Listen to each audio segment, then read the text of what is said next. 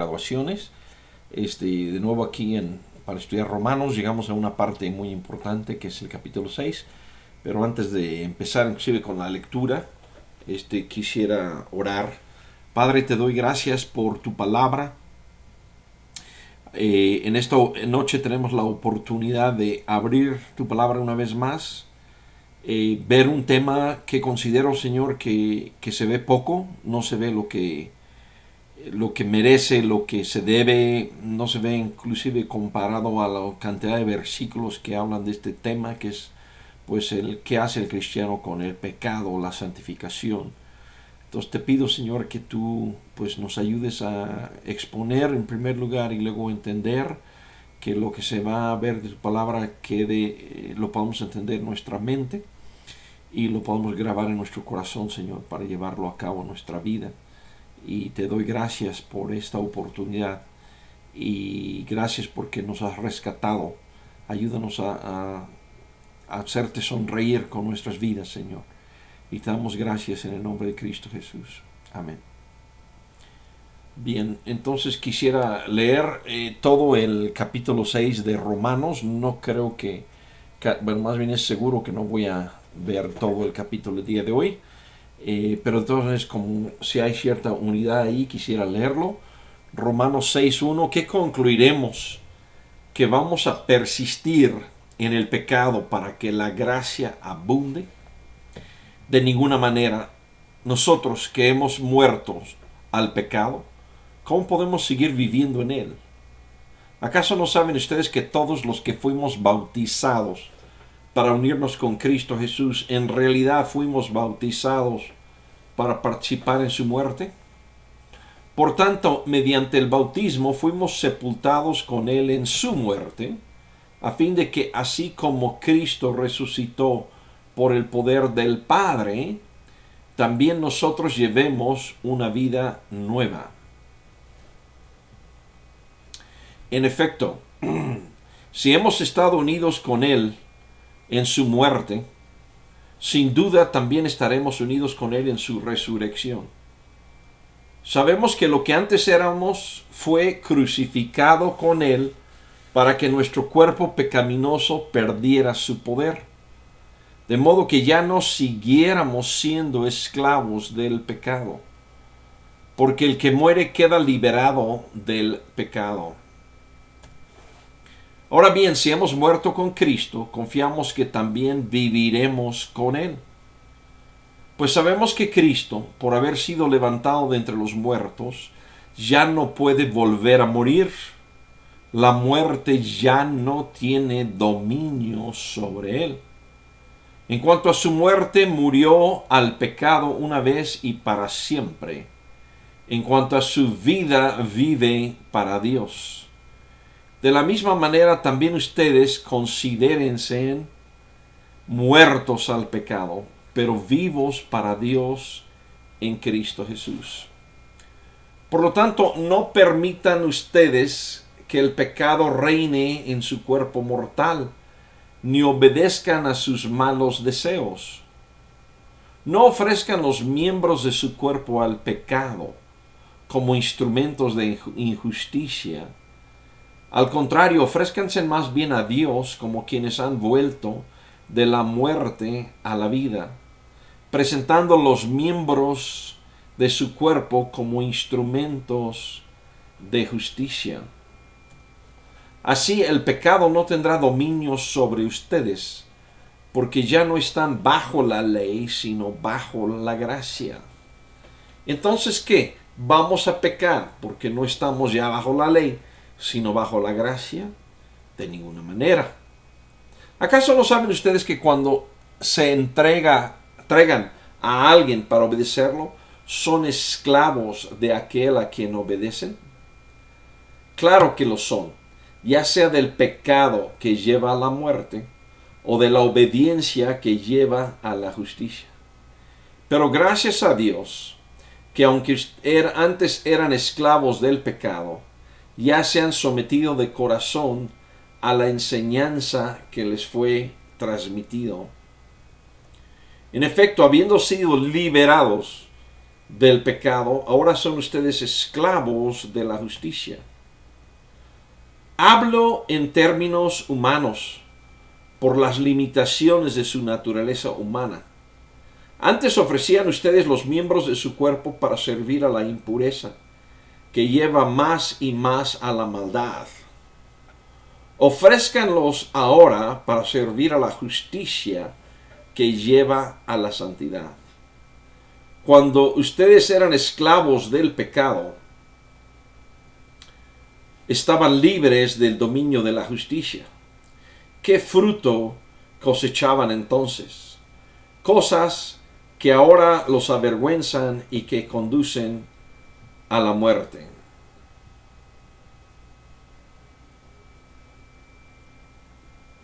Y tengo problemas en leer aquí, pero ahora que han sido liberados del pecado y se han puesto al servicio de Dios, cosechan la santidad que conduce a la vida eterna, porque la paga del pecado es muerte, mientras que la dádiva de Dios es vida eterna en Cristo Jesús nuestro Señor. Es importante, aunque no tengo los versículos para ponerlos aquí en la pantalla, es importante recordar lo que vimos en nuestro último estudio, o en lo más importante es lo que se enseña o estaba enseñando Pablo antes de llegar a este versículo. Si ustedes se acuerdan, estaba él hablando de históricamente comparando a través de contrastes de cosas iguales, de cosas inclusive incomparables, comparando a Jesús con Adán como padres, primer hombre de una humanidad. Adán de la humanidad ahora mortal que muere, y Jesús padre de la humanidad nueva, la espiritual, la que vive, la que tiene de nuevo vida eterna. Y digo de nuevo porque el plan de Dios original era que Adán y todos los seres humanos tuvieran vida eterna. Entonces, en esa comparación hablaba también en tiempos históricos y decía, llegó un momento histórico donde él decía, y veo que perdí el video, quiero corregir, déjame ver esto, perdí la conexión, permítame. Ok, ya se volvió a conectar, perdón, creo que no, espero no haber brincado nada ahí en la desconexión. Llegando en tiempos, él decía ahí que la ley, o sea, él decía, les voy a dar en pocas palabras, decía, había pecado, aunque no conforme a la forma de Adán, entre Adán y Moisés, porque no había una ley. En ese tiempo no estaba todavía la ley de Moisés y tampoco ya se aplicaba el mandamiento que Dios le había dado a Adán. Pero dice que en ese momento Dios introdujo la ley para que abundara el pecado. Y luego cuando abundó el pecado, dice la palabra, sobreabundó la gracia. Entonces él está hablando históricamente la gracia en ese contraste con el primer hombre que peca y luego Cristo que viene a obedecer y a pagar por nosotros y empezar una nueva humanidad, y con esa abundancia de gracia, Pablo pregunta, ¿qué concluiremos? O sea, ¿que vamos a persistir en el pecado para que la gracia abunde? Okay. El ejemplo aquí sería una persona obviamente no muy educada, bueno, no bien educada, totalmente egoísta, pero que a lo mejor su papá tiene muchísimo dinero y rompe las cosas y tira las cosas y le dan dinero y lo avienta, lo malgasta tal, así como que parece aventarlo, ¿verdad? Pero él podría decir, es que mi padre tiene una cantidad ilimitada de dinero, ¿no? Entonces vamos a seguirlo votando, ¿no? En este caso, si Cristo vino y hay una sobreabundancia, porque esa es la palabra que se usa, donde abundó el pecado, sobreabundó la gracia. Entonces Pablo dice, bueno, a lo mejor nosotros no necesitamos o no deberíamos de preocuparnos ya del pecado, porque nuestros pecados son perdonados. O sea, el argumento sería, nuestros pecados son perdonados. por medio de la fe, por medio de la gracia, y hay muchísima gracia, hay mucho más gracia que pecado. Entonces la conclusión, una posible conclusión, Pablo trata aquí, totalmente errónea, pero lo pone como introducción a lo que él quiere enseñar. Dice que concluiremos que vamos a persistir en el pecado para que la gracia abunde. O sea, si en el momento histórico de que se introdujo la ley para que abundara el pecado, pero ahí donde abundó el pecado, sobreabundó la gracia. Entonces nosotros vamos a seguir en el pecado, vamos a persistir, vamos a seguir pecando, ¿sí? Hay gente que entiende la vida cristiana, y por eso en el estudio de Romanos, por lo menos en la guía escrita, y creo que verbalmente les dije, toman nota de lo que entienden como salvación. Para mucha gente la salvación es un boleto al cielo, la salvación es me perdonó mis ofensas anteriores. Pero aquí, si se fijan, estamos ni siquiera a un tercio del libro de Romanos, de la epístola. Ya se trató con lo que bien se ha llamado justificación, ¿okay? Y ver Romanos 5.1 otra vez, siendo justificados pues por la fe. Ahora está tratando otro tema que los cristianos pocas veces no se le da, para mi gusto, el énfasis que la Biblia le da. No es mi énfasis, pero el énfasis que la Biblia le da. Y el énfasis que la Biblia le da, pues lo estamos viendo aquí. Pero entonces llegamos a este punto y Pablo dice que tenemos muchísima gracia. Entonces vamos a persistir en el pecado para que la gracia abunde. O sea, como cristianos llegamos y Dios me perdonó mis pecados. Ha prometido perdonar todos mis pecados presentes y futuros. Por lo tanto, pues yo creo que yo puedo seguir viviendo como bien me dé la gana, ¿no? Y así pues sobreabunda la gracia. Esa es la posible pregunta que plantea Estoy perdiendo aquí la conexión a internet. No debería. Vamos a quitar esto, perdón. Y usar la otra. Bueno, perdón. Traté de hacer pausa ahorita que falló la conexión. Espero que no vuelva a fallar. Faltó un detalle técnico aquí para que no fallara. Bien, regresando al tema, entonces vamos a vivir todavía en pecado. O sea, vivimos normal, decimos Cristo ya perdonó mis pecados anteriores, ha prometido perdonar mis pecados presentes, futuros. Muchos hacen hincapié en decir, bueno, si una vez que eres salvo jamás pierdes tu salvación. Entonces, ¿para qué nos preocupa la relación que tenemos con el pecado ahorita? Podemos seguir con nuestros pecados, ¿no? Aparte, algunas personas dicen, aunque lo vamos a comentar más adelante, pero dicen, así soy yo, ya no voy a cambiar, así soy yo. Pero ¿qué es la respuesta que Pablo da en el versículo 2? Y esto es bien importante. Y la respuesta que él da es de ninguna manera. O sea, a la pregunta, ¿vamos a persistir en el pecado para que la gracia abunde? La respuesta de Pablo, de ninguna manera. De ninguna manera. Entonces nosotros los cristianos no debemos de persistir en el pecado. Debe haber un cambio en nuestra vida del pecado.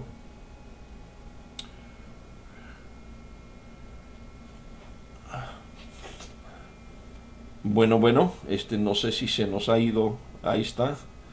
Ok, pues no sé si ahora sí vamos a tener problemas con este software. Lástima si ese es el caso. Bueno, vamos a ver, pero de vuelta, la respuesta es de ninguna manera. La respuesta es de ninguna manera. Y él espera entonces que haya una diferencia en el cristiano, y vamos a ver esa diferencia que está aquí. De ninguna manera, pero nos va a explicar el por qué dice de ninguna manera. ¿Okay? Y dice nosotros que hemos muerto al pecado. Nosotros que hemos muerto al pecado. Ahí vamos a hacer una pausa y preguntar, ¿alguna vez o hasta este momento tú has pensado, cuando piensas acerca de ti mismo, has pensado, yo he muerto al pecado? Y creo que muchos, si somos honestos, diríamos, no, nunca he pensado yo eso, de que he muerto al pecado. Y Pablo, yo creo que también por la explicación que da enseguida, también está consciente que muchos de las personas que iban a leer esta epístola tampoco decían, pues yo he muerto al pecado. Pero primero él lo dice, ¿no? Nosotros que hemos muerto al pecado, nosotros, o sea, Pablo está diciendo, yo y tú que estás leyendo esta carta, yo y vimos de vuelta el sobre, el membrete, el sobre, ¿a quién va dirigido? Los amados de Dios en Cristo Jesús que están en Roma, ¿no? Nosotros, tú que Dios amas, Dios que los ha llamado a ser santos, y yo hemos muerto al pecado. Entonces, ¿cómo podemos seguir viviendo en él? ¿Okay? Si hemos muerto al pecado, ¿cómo podemos seguir viviendo en él?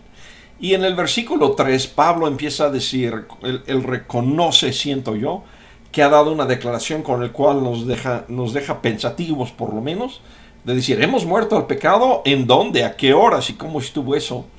Y nos empieza a explicar entonces en el verso 3, ¿acaso no saben ustedes que todos los que fuimos bautizados para unirnos con Cristo Jesús, en realidad fuimos bautizados para participar en su muerte?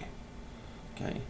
Entonces Pablo dice, esto que hemos muerto al pecado, él dice, ¿no saben ustedes que todos los que fuimos bautizados para unirnos con Cristo Jesús? Hay un bautismo para unirse con Cristo Jesús. Hay gente que lee esto, por cierto, y dice, está hablando del bautismo en agua. Vamos a ver que primordialmente no está hablando del bautismo en agua al avanzar. Pero, y él mismo aquí lo empieza a decir, ¿no saben que todos los que hemos sido bautizados para unirnos con Cristo Jesús, en realidad fuimos bautizados para participar en su muerte? Entonces hay una participación. Aquí Pablo está diciendo, hay un bautismo que más que ver con agua, tiene que ver en participar en la muerte de Cristo. Bueno, yo estoy haciendo pausas y no sé cómo van las pausas ahí. Ya veremos el video después. Perdón. Espero que las pausas nada más sean de video y no de sonido. Pero bueno, ¿acaso no saben ustedes que todos los que fuimos bautizados para unirnos en Cristo Jesús, en realidad fuimos bautizados para participar en su muerte? ¿Okay? Por eso, los que hemos muerto al pecado, hemos sido bautizados para participar en su muerte. ¿Okay? Por tanto, y vamos a hablar de eso, creo que vamos a ver en un momento que esto es un bautismo de muerte o participación, como él mismo lo llama, una participación mediante bautismo en la muerte de Cristo. ¿En qué sentido lo dice en el versículo 4? Por tanto, mediante el bautismo fuimos sepultados con él en su muerte.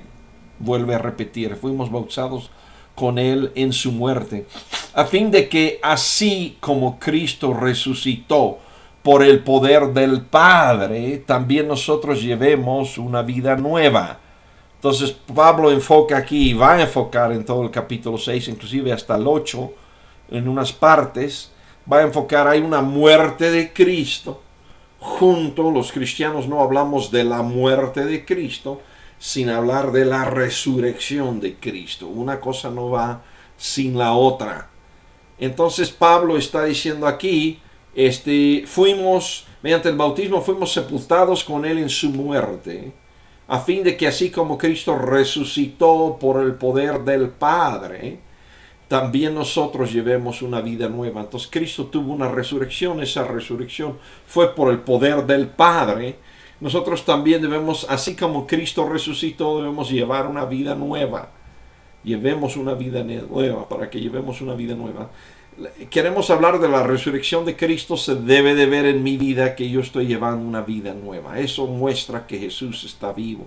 Eso muestra que Jesús resucitó. No es la única prueba, pero es la prueba viviente que mis vecinos y la gente con que vivo necesitan saber. Que Cristo resucitó, lo deben de ver en mí. Pero entonces, si se fijan aquí, mediante el bautismo fuimos sepultados con él en su muerte. Morimos al pecado, hemos sido sepultados. Entonces habla realmente de muerte, sepultura y resurrección, y las tres cosas compartimos con Jesús. Yo creo lo primero que quisiera que viéramos es el uso de la palabra bautismo. Lo que está es bautizo en griego, y lo que está traducido aquí como bautismo. No voy a tratar de llevarles con griego, simplemente tengo varios versículos que hablan que usan esta misma palabra y cómo lo usan nos puede ayudar a entender cuál es el uso de esa palabra, qué significa. El primero es del mismo apóstol Pablo en una carta a los Corintios, 1 Corintios 10. Dice, no quiero que desconozcan, hermanos, que nuestros antepasados estuvieron todos bajo la nube y que todos atravesaron el mar. Todos ellos fueron bautizados en la nube y en el mar para unirse a Moisés. Entonces aquí usa, como ustedes pueden ver aquí, todos ellos fueron bautizados. Es la misma palabra en griego, para el que él está diciendo, todos los que hemos sido bautizados en Cristo Jesús hemos sido bautizados en su muerte. Es la misma palabra. Entonces él usa el ejemplo aquí de que todos nuestros antepasados estuvieron todos bajo la nube y todos atravesaron el mar. En el caso de la nube la tenían arriba. Quizás llegaron, no sé, a sentir parte de la humedad de esa nube o algo así, pero no estaban dentro de la nube como tal.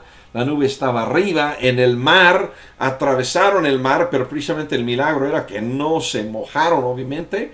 El mar quedó a un lado y pasaron por medio. Entonces está usando el bautismo en una forma un poco diferente, inclusive que se usaría eso para hablar de agua.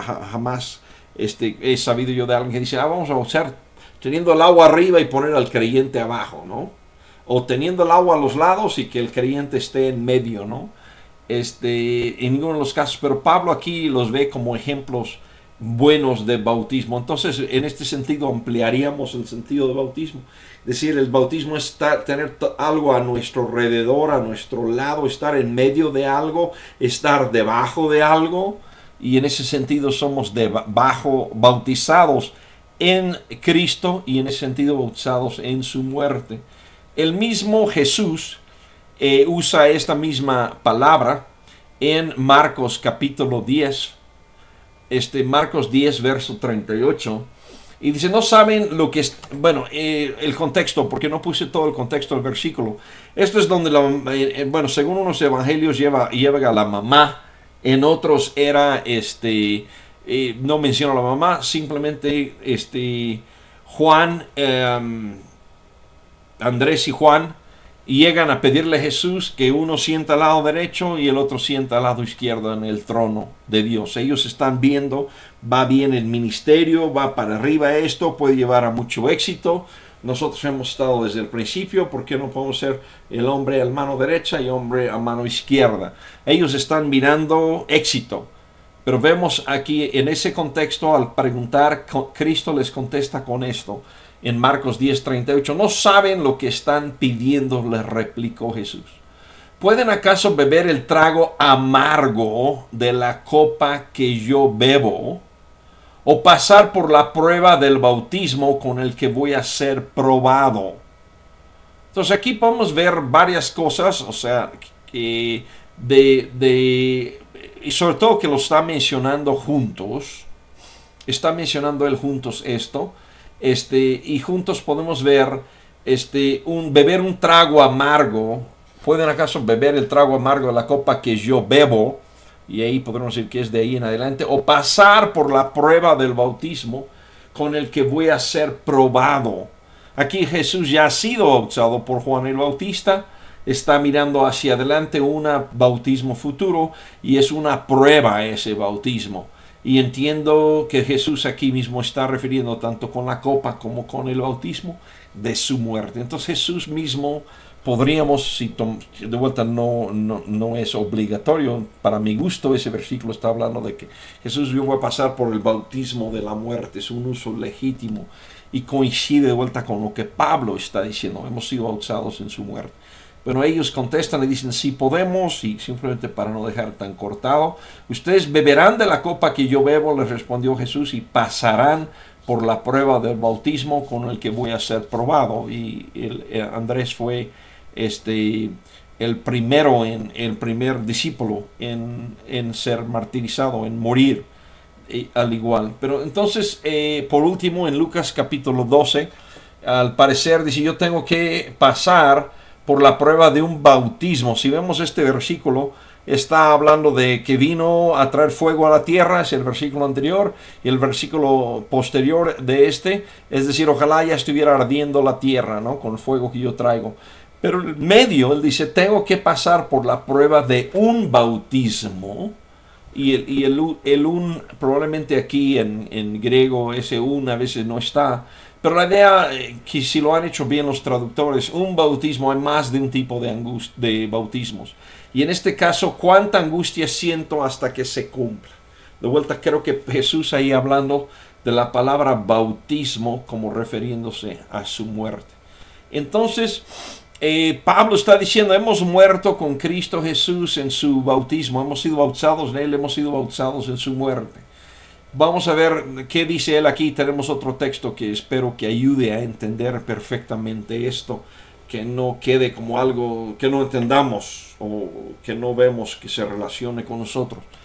En Romanos 6:5, en efecto, si hemos estado unidos con él en su muerte, unidos con él en su muerte, sin duda también estaremos unidos con él en su resurrección. Otra vez aquí dos partes, muerte y resurrección. Y la idea es, si estamos unidos en uno, estamos unidos en el otro. Y unidos con él en su muerte, bautizado en su muerte, ha dicho Pablo. Ahora dice unidos en su muerte. Y dice, sabemos que lo que antes éramos fue crucificado con él. Lo que antes éramos fue crucificado con él, para que nuestro cuerpo pecaminoso perdiera su poder. ¿Okay? Entonces, Pablo está diciendo, ahora que soy cristiano, lo que yo era antes fue crucificado junto con él.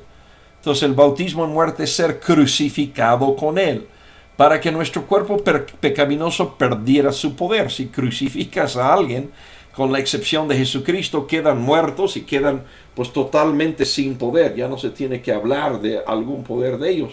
En este caso, nuestro cuerpo pecaminoso perdiera su poder, de manera que ya no siguiéramos siendo esclavos del pecado. O sea, el resultado es ya no seguir siendo esclavos del pecado. Y dice, porque el que muere queda liberado del pecado. Entonces hay un cuerpo pecaminoso que pierde su poder, que es crucificado con Cristo en la cruz. Y si esa persona ha muerto, queda liberado del pecado. ¿A qué se está refiriendo todo esto? Y quiero, bueno, déjame dar la definición y luego quiero compartir algo que espero que sea de ánimo y para que esto no sea de desánimo. El decir, Pablo aquí está esperando que, podría ser de desánimo en el sentido de decir, Pablo está esperando que haya ocurrido en mi vida algunas cosas que yo no veo en la realidad que hayan ocurrido en mi vida. Es una forma sincera y honesta de ver este pasaje. Pero veamos adelante, ¿a qué se está refiriendo con eso de morir con Cristo y estar crucificado con Cristo? Y la mejor forma de ver y la mejor forma de entender esto, para mí ha sido verlo en el libro de Isaías. Acuérdense que el Evangelio, al estar compartiendo esto, Pablo, Romanos, los mismos Evangelios, las escrituras que usaban eran las escrituras de la Biblia judía. Y en este caso del profeta Isaías, creo que en el estudio de Romanos ya hemos hecho referencia a este texto, ya sea en el estudio o en alguno de los diálogos posteriores al estudio hemos hecho referencia a esto. El Isaías 53:4 dice, ciertamente él cargó, y esto está hablándose siglos antes y proféticamente, pero está diciendo, ciertamente él cargó con nuestras enfermedades y soportó nuestros dolores. Pero nosotros lo considerábamos herido, golpeado por Dios y humillado. Y tuve una conversación, ya no me acuerdo con quién, explicando esto en una clase de escuela dominical. ¿Okay? Y hacía esto parecido a los líderes judíos que alrededor de la cruz se pusieron, y los mismos soldados romanos gentiles, para ser honestos, ambos grupos, pero se pusieron a decir, él dice que es el rey, ahora que baje de ahí. Él dice que es el enviado de Dios, que baje de ahí. Él dice que él es el favorito de Dios, que baje de ahí, ¿no? Él dice que Dios, a ver si Dios lo salva ahora. Entonces, este es el versículo 4, es el lugar de los incrédulos.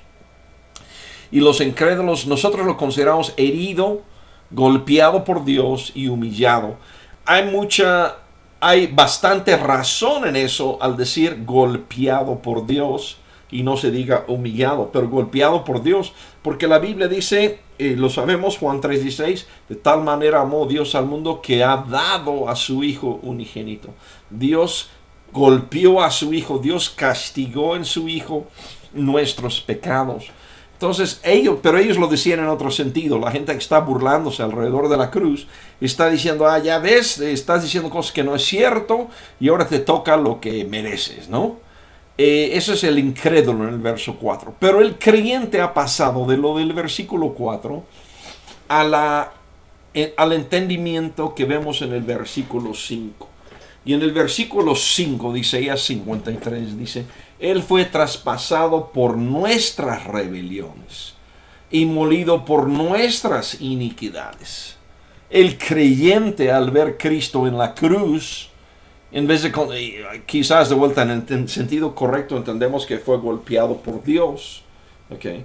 Pero entendemos, Él fue traspasado no por sus rebeliones, sino por nuestras rebeliones, concretamente mis rebeliones. Fue molido por nuestras iniquidades, concretamente mis iniquidades. Entonces, en este sentido, yo estoy, al entender y comprender esto, entiendo que Cristo está siendo, hasta aquí donde he comentado, si van de acuerdo, Cristo está siendo crucificado, está en la cruz por mis pecados, por nuestros pecados. Nosotros, en ese sentido, estamos siendo crucificados con Él. Él está muriendo por dice aquí, nuestras rebeliones, nuestras iniquidades. Y dice, sobre Él recayó el castigo, precio de nuestra paz, y gracias a sus heridas fuimos sanados. Entonces, el que llega a creer en Cristo Jesús, y Dios hace esta obra en mi corazón, donde yo creo en Él como el que me va a redimir, como el que me va a salvar, es decir, Él está muriendo por mis pecados. Pero yo, al aceptar eso, estoy reconociendo, uno, yo soy pecador, y dos, mis pecados merecen muerte. Y en ese sentido participo en la muerte de Cristo. Ese es en ese sentido donde ya no es una teoría nada más, que yo estoy aquí y digo, Cristo fue a la cruz con mis pecados, sino estoy diciendo, yo reconozco que debería yo estar en esa cruz, pero Cristo fue en mi lugar. Mis pecados merecen la muerte. Quizás a la altura de esto, y voy a regresar, pero déjame ir hacia atrás, quizás a la altura de esto podríamos decir, reentender el versículo 2, o sea, si hemos llegado a esa comprensión de que Cristo fue a la cruz por mis pecados, mis transgresiones, que yo debía haber ido a la cruz, que esas transgresiones y esos pecados merecen la muerte, entonces entiendo la respuesta de Pablo en el versículo 2, que a la pregunta que vamos a persistir en el pecado, dice, de ninguna manera nosotros que hemos muerto al pecado. O sea, el verdadero cristiano ha reconocido yo soy pecador y mi pecado merece la muerte. Y Cristo murió en la cruz llevando mis pecados. Cristo murió en la cruz, yo debía haber muerto en la cruz. Todo ese sentido, hemos muerto al pecado. Reconocemos que el pecado en nuestra vida debe morir. Que Cristo murió por nosotros. Espero que sigan lo que les estoy tratando de explicar aquí. Regresando a Isaías 53, 6, dice, todos andábamos perdidos como ovejas. Cada uno seguía su propio camino. Pero el Señor hizo recaer sobre Él la iniquidad de todos nosotros. Maltratado y humillado, ni siquiera abrió su boca. Como cordero fue llevado al matadero. Como oveja enmudeció ante su trasquilador y ni siquiera abrió su boca. Después de aprenderlo y juzgarlo, le dieron muerte. Nadie se preocupó de su descendencia. Y quise leer hasta el versículo 8 precisamente porque dice, le dieron muerte. Participamos en su muerte. Él cargó con nuestros pecados, con nuestras transgresiones. Después de aprenderlo y juzgarlo, le dieron muerte. Nadie se preocupó de su descendencia. Fue arrancado de la tierra de los vivientes y golpeado por la transgresión de mi pueblo. Entonces Cristo murió y el que es creyente en Él, en su muerte, en sustitución para mí, estoy reconociendo que el pecado es cosa que merece la muerte y que Cristo murió en mi lugar. Y bueno, resumiendo todo eso y regresando a Romanos 6, verso 8. Ahora bien, si hemos muerto con Cristo, o sea, si hemos hecho toda esta identificación por la obra de Dios en mi corazón, por la gracia de Dios, por fe, ¿verdad? Ahora bien, si hemos muerto con Cristo, confiamos que también viviremos con Él. ¿Sí? La victoria viviremos con Él. Pues sabemos que Cristo, por haber sido levantado de entre los muertos, ya no puede volver a morir. La muerte ya no tiene dominio sobre Él. Jesús murió una sola vez, ya no va a volver a morir. Murió por el propósito de Dios. Murió porque Dios lo puso en paga de mis pecados, de tus pecados, de nuestros pecados. Pero no va a volver a morir. Entonces Pablo está diciendo, y este es uno de los principios. No me gusta mucho hablar de leyes espirituales en el sentido de una ley de la naturaleza, ¿no? Pero en la naturaleza hay leyes de decir la ley de la gravedad, sueltas un objeto, si no hay nada que lo sostenga va a caer hacia abajo, ¿no? Aquí la ley hay es, si hemos muerto con Cristo, confiamos que también viviremos con Él. La ley espiritual es, si muero con Cristo, voy a vivir con Cristo. Pues sabemos que Cristo, por haber sido levantado de entre los muertos, ya no muere, ya no puede volver a morir. La muerte no tiene dominio sobre Él. Y de aquí dice en Romanos 6:10, en cuanto a su muerte, murió al pecado una vez y para siempre. He comentado quizás en un par de ocasiones la relación, lo bonito que es también el libro de Hebreos. Aquí podemos ver un enlace con Hebreos. Hebreos está un enlace en sentido de tema, ¿no? No estoy diciendo que es el mismo autor, ni mucho menos. Pero enlace al tema. El libro de Romanos habla mucho, dice que muere una sola vez. Cristo murió una sola vez. Entonces aquí dice, en cuanto a su muerte, murió al pecado una vez y para siempre. Murió el pecado una vez y para siempre.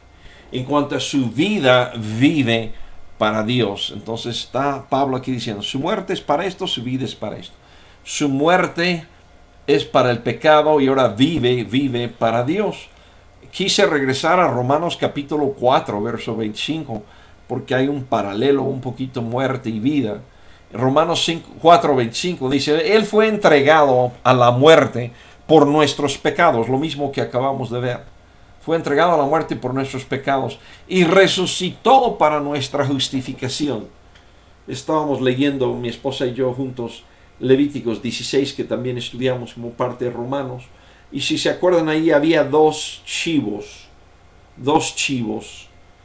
que presentaban. Uno moría y el otro iba con vida llevándose los pecados de todos al desierto. La confesión de los pecados al desierto, donde un día nos iban a recordar. Y yo creo que necesitaban usar dos chivos porque el que muere ya no tenía vida. Pero Cristo muere y en morir, ya lo hemos visto, habla de expiación, propiciación para nosotros. Pero al vivir, Él está llevándose nuestros pecados. Resucitó para nuestra justificación. O como dice Pablo aquí en el Romanos 6:10, vive para Dios. Entonces tenemos un Cristo que murió, nos identificamos con su muerte, pero vive para Dios. Al identificarnos con su muerte, morimos a nuestros pecados, entonces participamos en su vida también. Romanos 6:11, de la misma manera,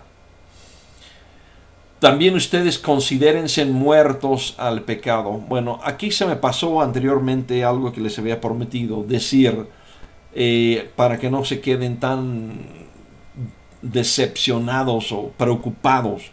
Al inicio, con esto de no saben, todos los que hemos sido bautizados en Cristo Jesús hemos sido bautizados en su muerte, encontramos y sentimos a Pablo y el libro de Romanos y Dios hablándonos a través de Romanos, y nos sentimos como decir, ay, ¿cómo? ¿Cuándo? ¿A qué horas? ¿A qué horas he muerto yo al pecado? Estoy leyendo esto quizás precisamente porque necesito dejar el pecado en mi vida. ¿A qué horas he muerto yo al pecado? ¿A qué horas fui yo sepultado con Cristo Jesús? Entonces hay una parte de Romanos que Pablo habla, dice, esto es algo que Dios ha hecho. Okay. Perdón, que ya ha ocurrido en tu vida, y a lo mejor tú dices, pues sí lo ha hecho, ya, pero no veo que se ha ocurrido en mi vida, ¿no? Okay. Pero junto con este capítulo, bueno, déjame decir esto, en el 7 va a ser lo contrario. En el capítulo 7 vamos a ver un Pablo que dice, yo queriendo hacer lo bueno, no, encuentro que no lo puedo hacer. Y se frustra inclusive. Okay. Entonces hay los dos lados. Pero dentro de este mismo capítulo donde está diciendo, esto es lo que ha ocurrido porque tú moriste con Cristo, tú fuiste bautizado en Cristo Jesús, tú fuiste bautizado en su muerte, tú llegas a la realización de decir, yo he pecado, la paga del pecado es muerte, yo merezco muerte, Cristo murió en mi lugar, mi cuerpo pecaminoso murió en ese lugar, yo debía haber estado en esa cruz, pero en vez de estar yo, está Cristo, y en ese sentido me identifico y soy bautizado en su muerte. Si usando la terminología de este capítulo podemos llamar así. Okay. Entonces, pero dentro de esas cosas que Dios ha hecho, que han ocurrido, que son un acto divino, porque no hay otra forma de llamarle, llegamos ahora al primero de muchas cosas en este capítulo que se nos dan a nosotros como asignación, como tarea, como cosa que hacer. Romanos 6:11, de la misma manera también ustedes considérense muertos al pecado, pero vivos para Dios en Cristo Jesús. Es un mandato, es una instrucción. Considérense muertos al pecado. ¿Okay? Entonces, la parte que yo debo de hacer, que no es hecho simplemente al creer, es considerarme muerto al pecado. No sé hasta qué punto podemos justificar o hablar de un creyente carnal, pero la persona que anda conforme a la carne y no conforme al espíritu, está diciendo como que, digo, hay varias ilusiones y errores en las que pueden caer, pero uno de ellos es decir, sí, me interesa hacer algo de pecado, pero hacerlo a escondidas. ¿Cómo delante de Dios podemos hacer algo a escondidas? No existe tal posibilidad. Considero, quiero todavía expresar mi pecado de repente. Quiero hacerlo en ciertas formas donde alguien no me ve, ¿no? ¿Verdad? Y Pablo dice, no, tu trabajo, tu tarea, tu asignatura en todo esto que Dios ha hecho principalmente, es considerarte muerto al pecado. Entonces, de vuelta, regresa. ¿Qué es lo que tú creíste para llegar a ser cristiano? ¿Crees esas cosas todavía? ¿Crees que tu pecado fue la razón que Cristo fue a la cruz? ¿Quieres seguir pecando? ¿Quieres seguir llevando más culpa de su muerte? Día tras día sigo pecando. Decir, pues un poco más leña, ¿no? Al fuego, en decirle en cierta forma, más culpa, más responsabilidad mía por su muerte en la cruz, ¿no? Pero Pablo entonces en esta asignatura, considérense muertos al pecado.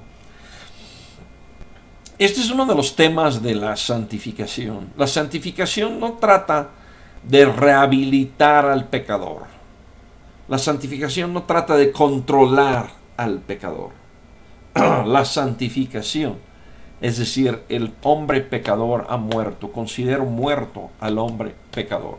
Merecedor de muerte y muerto. Imagínense que tú en este caso, estoy rematando otra vez, pero imagínate que tú eres el jurado y tu opinión como jurado es decir, ese hombre merece morir. Entonces Pablo ahora dice, considérate muerto.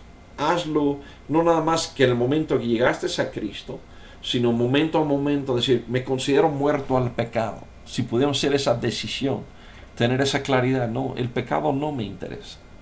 Y sí, sé que tiene su frivolidad y su atractivo y etcétera, ¿no? Pero no, me considero muerto al pecado. Y así como debo de considerarme muerto al pecado,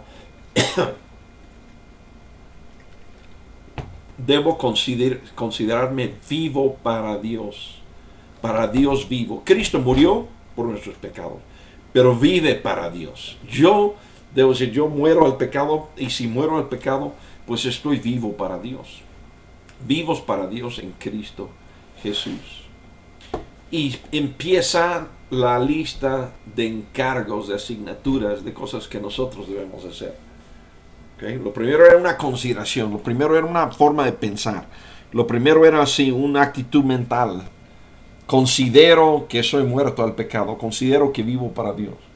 Ahora ya son acciones más concretas. Por tanto, no permitan ustedes que el pecado reine en su cuerpo mortal, ni obedezcan a sus malos deseos. Aquí una de las palabras, inicialmente estamos viendo la palabra revelar como una palabra clave. Aquí el cuerpo, ¿ok? Tenemos por ahí atrás, y voy a retroceder rápido, pero tenemos por ahí, en el versículo 6, dice, sabemos que lo que antes éramos fue crucificado con él para que nuestro cuerpo pecaminoso. Romanos 6:6 habla de un cuerpo pecaminoso. Y luego llegamos a esta parte y dice, no permitan ustedes que el pecado reine en su cuerpo mortal. Cuerpo mortal. Dios nos ha dado la vida eterna, pero no va a ser en este cuerpo. Cuerpo mortal es el cuerpo que va a morir o tendrá que ser, si nos toca estar con vida cuando regrese Cristo, tendrá que ser transformado en un cuerpo no mortal. Pero es un cuerpo mortal, nuestro cuerpo físico. Y dice, por tanto, no permitan ustedes que el pecado reine en su cuerpo mortal. Entonces hay una acción constante que nosotros debemos de hacer, que es decir, no voy a permitir que el pecado reine en mi cuerpo. Okay. Pablo aquí, y creo que coincide con el texto bíblico, está diciendo, tú eres el responsable de lo que reina y ocurre en tu cuerpo mortal. ¿Sí? Hay dos o tres doctrinas erróneas que llevarían a un cristiano a pensar que lo que ocurre en su cuerpo no es realmente responsabilidad de él, ¿no? Uno de ellos es decir, es que tú eres, bueno, y originalmente decían, estás poseído por un demonio a pesar de que era cristiano. Ahora dicen, estás oprimido por un demonio a pesar de ser cristiano. Doctrina que tampoco se puede sostener con las escrituras, ¿no? Pero eso es como una forma de exentarte de la responsabilidad sobre lo que ocurre en tu cuerpo mortal. Okay. Otro hoy en día es decir, es que en tu vida antepasado hubo una persona que trajo esa maldición a ti y Dios está castigando, etc. Lo visita en las generaciones, los pecados de generaciones o los efectos de generaciones. Creo que es Ezequiel, creo que es 18, que deberían de leer para aclarar eso. Pero aquí Pablo está diciendo, y quiero mencionar lo que dijo Jesucristo, pero Pablo está diciendo, no, tú eres el responsable de lo que ocurre en tu cuerpo mortal. No permitan que el pecado reine en su cuerpo mortal. Tú eres el responsable. No es un demonio, no es la opresión de un espíritu, no es una cosa que viene de generaciones atrás. Tú eres el responsable. Jesús en una parte dice algo que es de controversia y bueno, para algunos. Pero Jesús creo que contestaba a un mal concepto, quizás hasta un concepto burlón. Y él, al contestar eso, él decía, si tu ojo te es ocasión de caer, saca tu ojo y tíralo. Si tu mano te es ocasión de caer, corta tu mano y tíralo. Y ha habido 2 o 3 locos que a lo mejor han querido sacarse los ojos o cortarse la mano en lo que va de la historia.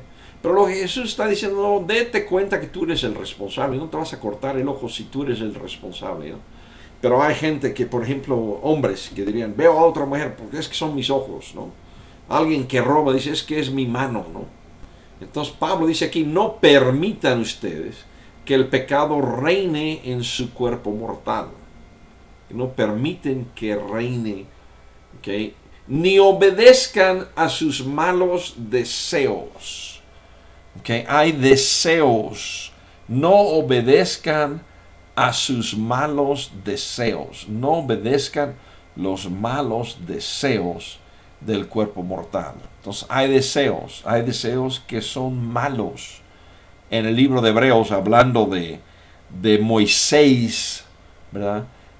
Habla de que él hizo un balance y de un lado del balance estaban los deleites temporales del pecado, ¿no? Contra la verdad y el reino eterno que él buscaba. Entonces hay deseos, hay malos deseos, hay deseos frívolos, pero aquí simplemente los llaman malos deseos. Entonces, entonces los encargos, podríamos, si estamos numerando en cuanto a santificación, decir este es el tercer encargo. El primero es considérense muertos, bueno, según como contamos, quizás ahí hay dos: uno, considerarme muerto al pecado; dos, considerarme vivo para Dios; tres, no permitir que el pecado reine en mi cuerpo mortal; y cuatro, bajo esa numeración, no obedecer los malos deseos del pecado. Okay.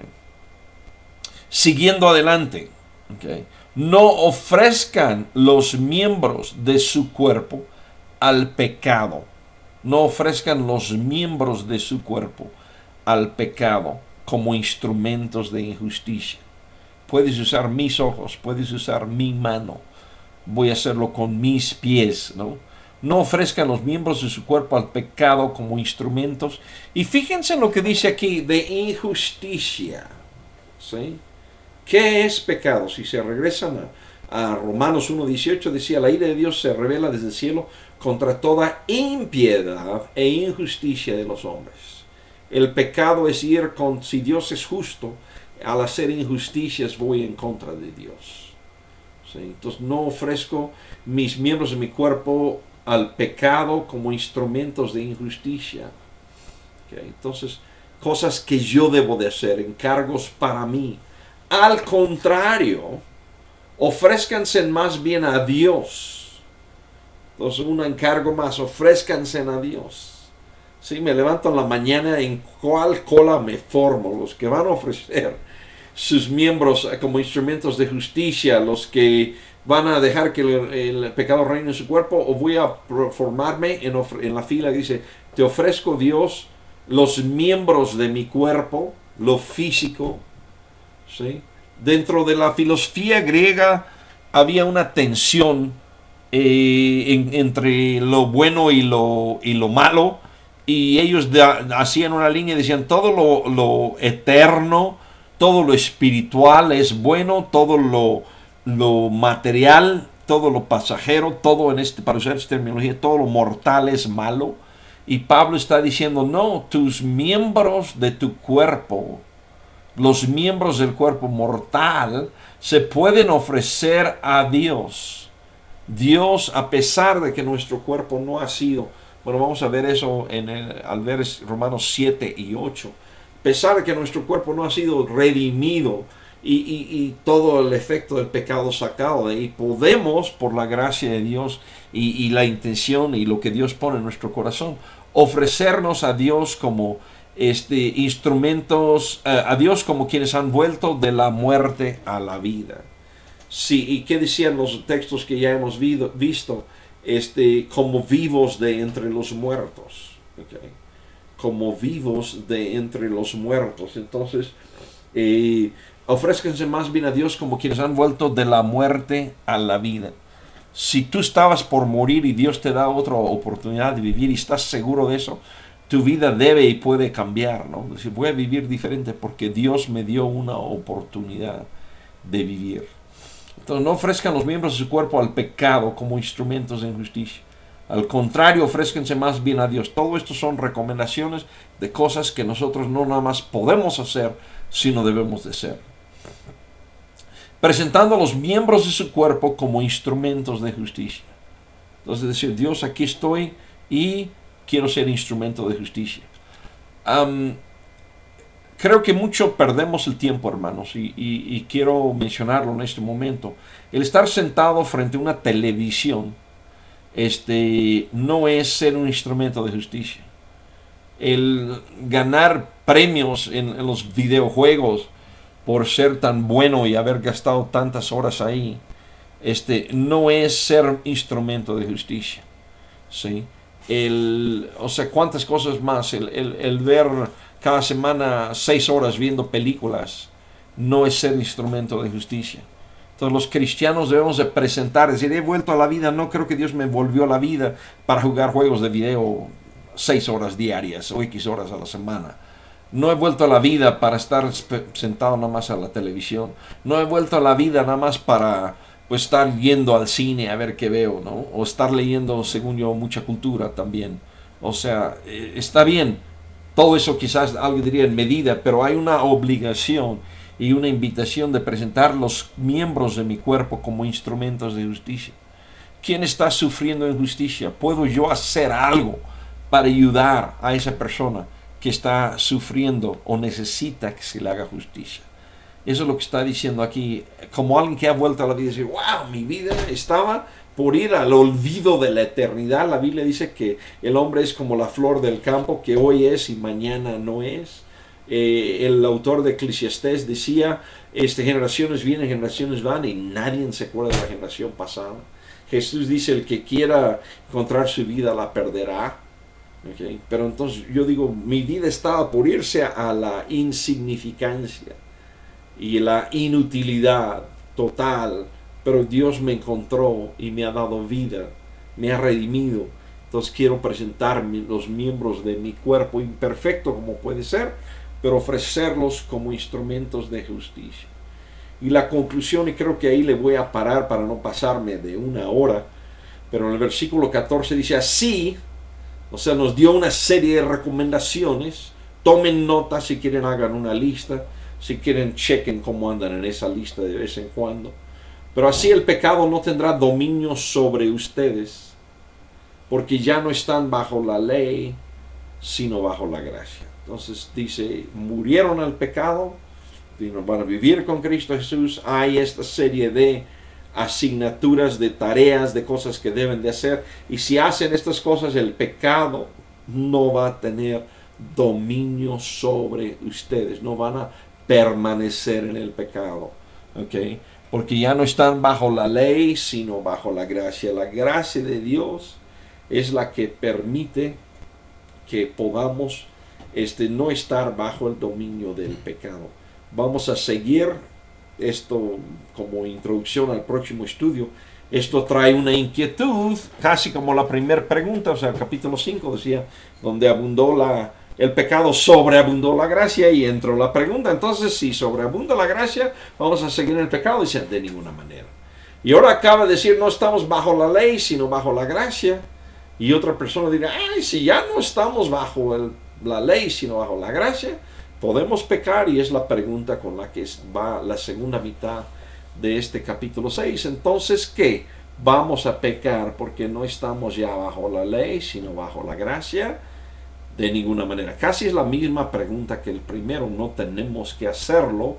Entonces, ¿por qué no tenemos que dejar de pecar? En el primero, porque sobreabunda la gracia. Aquí decimos, no tenemos que dejar de pecar porque ya no estamos bajo la ley. Entonces, bajo esos esquemas dejaremos, bueno, eso ya es el estudio de la semana que entra. Les quiero agradecer la atención, el estar presentes. Deseo que esto sea una bendición. Sé que otras personas van a verlo en forma de video y no en vivo, como algunos en este momento. Entonces le doy gracias a Dios por esto, y Dios mediante la semana que entra seguimos con la segunda parte del capítulo 6 de Romanos.